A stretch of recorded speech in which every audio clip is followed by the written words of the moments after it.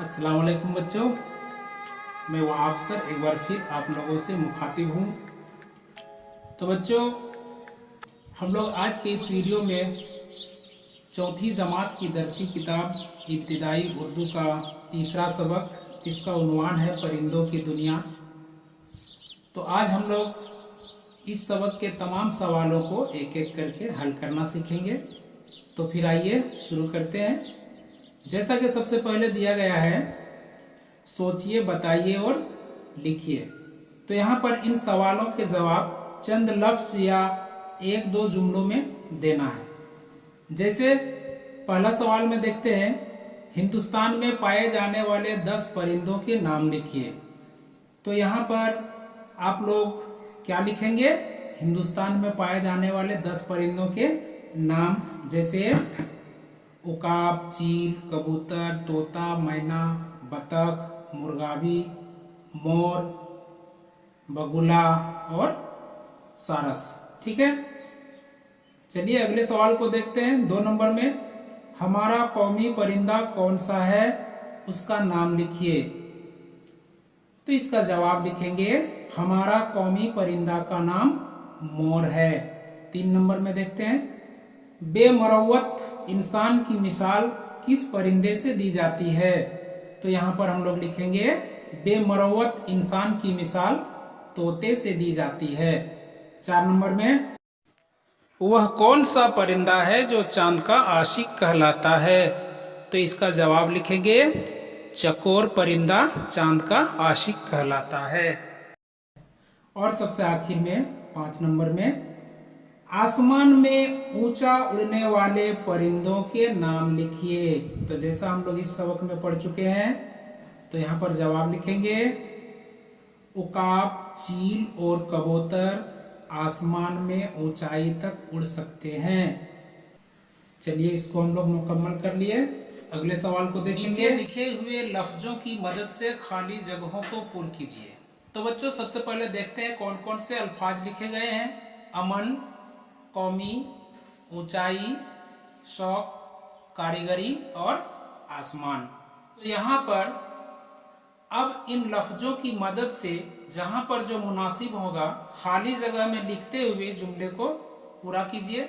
जैसे 1 नंबर में देखते हैं, कुछ परिंदे आसमान में बहुत ऊंचाई तक उड़ सकते हैं। तो यहाँ पर हम लोग आसमान और ऊंचाई भरेंगे।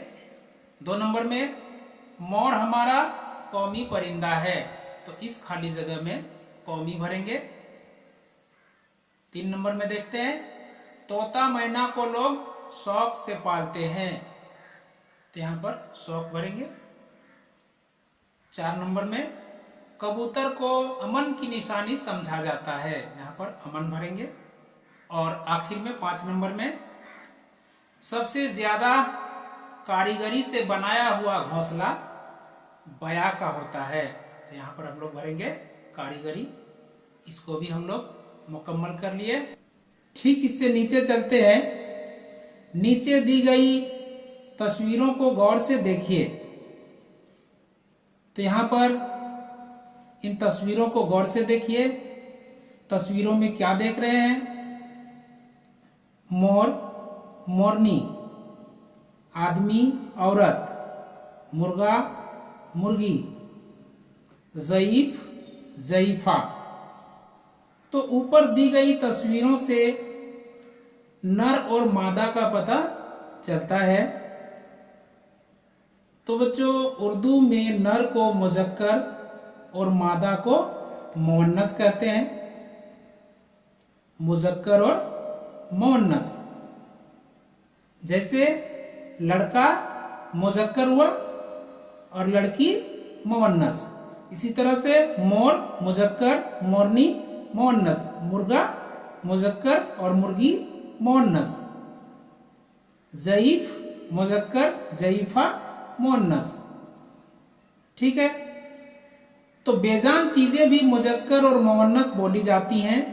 तो यहाँ पर मुल्क, उकाब, परिंदा, रंग और पिंजरा मुज़क्कर हैं, और सुरीली, जमीन, चोंच, आँख और मछली मुअन्नस है। तो बच्चों अब यहाँ दिए गए सवालों को देखते हैं।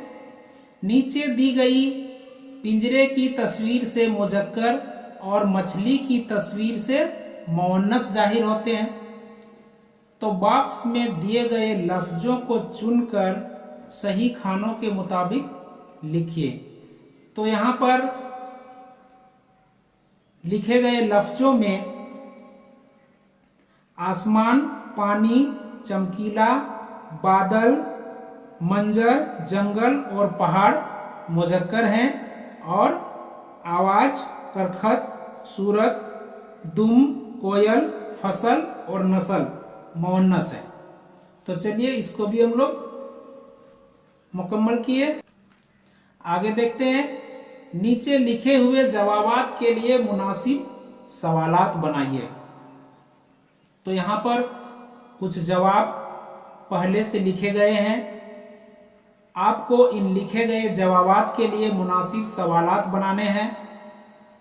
तो सबसे पहले जवाब को देखते हैं। हमारे मुल्क में छोटे बड़े रंग बिरंगे परिंदे पाए जाते हैं। तो चलिए इस जवाब के लिए एक मुनासिब सवाल बनाइए। तो यहाँ पर लिखेंगे हमारे मुल्क में किस तरह के परिंदे पाए जाते हैं। ठीक है, तो अगले जवाब को देखते हैं। उकाब, चील और कबूतर ज्यादा ऊंचे उड़ने वाले परिंदे हैं। तो इस जवाब के लिए एक सवाल बनाइए। तो सवाल बनाते हैं।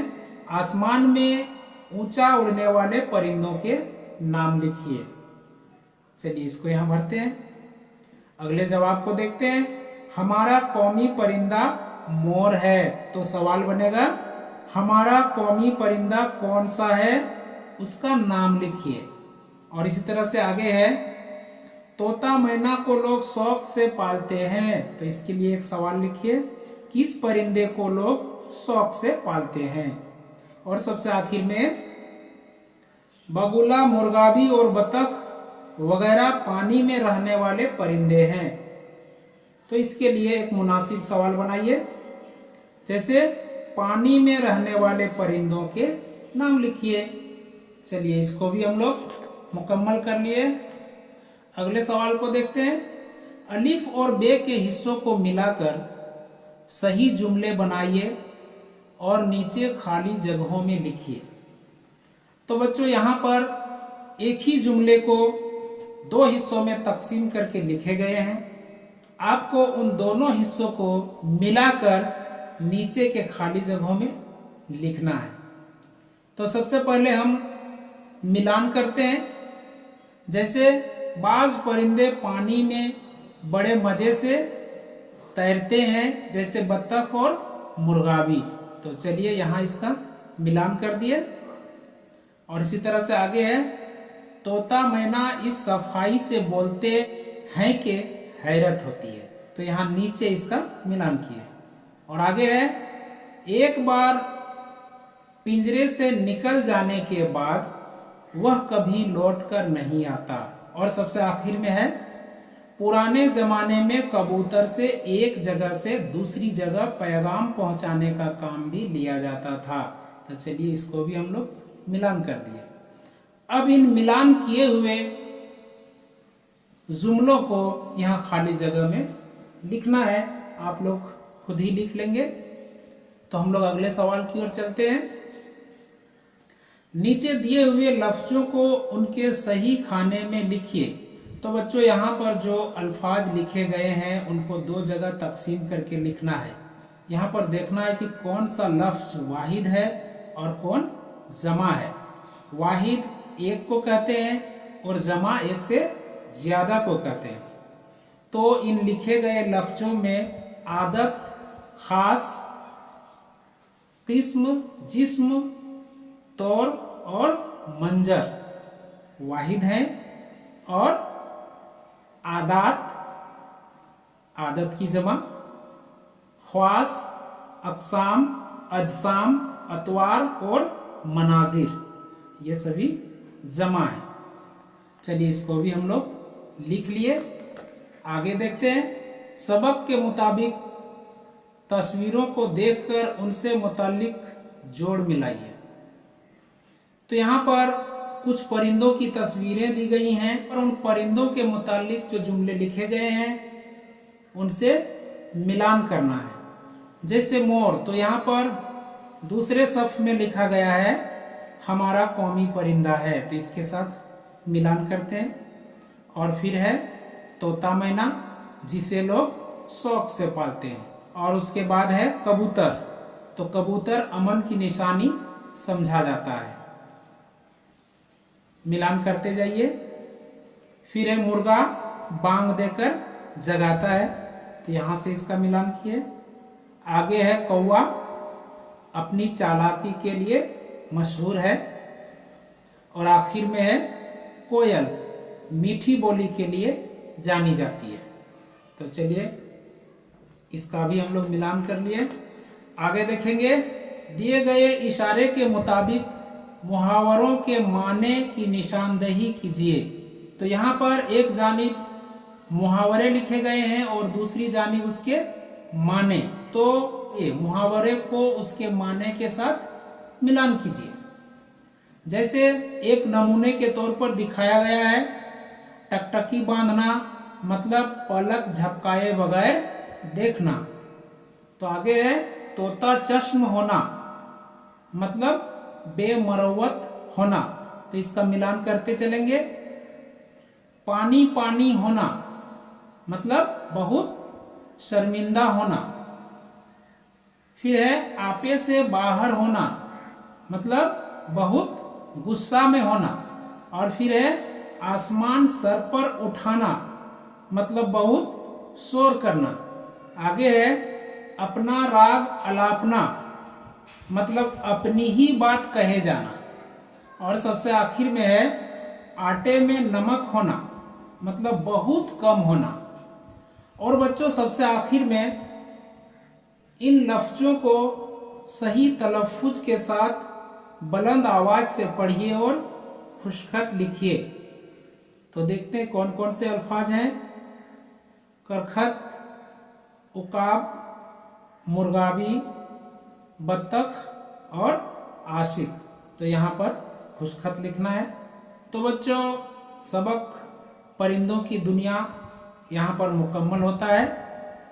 अगले वीडियो में हम लोग एक नए सबक का आगाज करेंगे और तब तक के लिए वहाब सर को इजाज़त दीजिए। खुदा हाफिज।